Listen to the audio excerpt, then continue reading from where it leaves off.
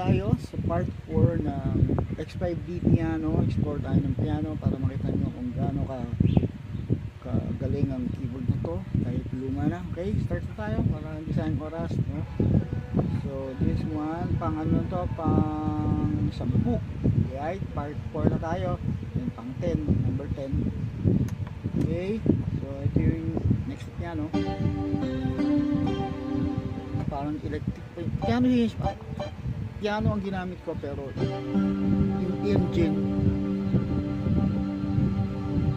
yung oscillator na ginamit ko 1 and 2. Okay, so I know, anyway, hindi ko pwede explain para lang mabilis, para makita lang yung tunog.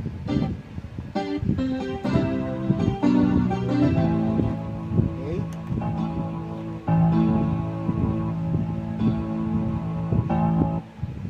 yan yung tunog, no?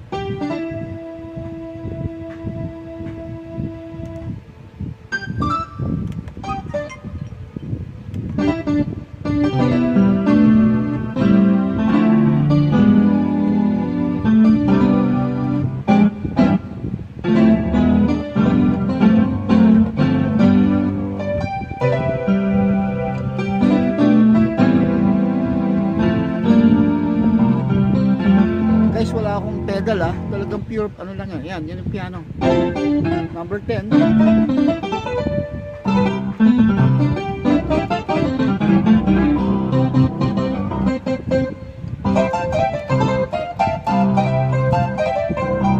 Diba? Right, number 10. Pag gusto niyo yan, sabihin nyo lang. Next natin. Next piano. Tingnan natin ito. Anong pwedeng magawa natin dito.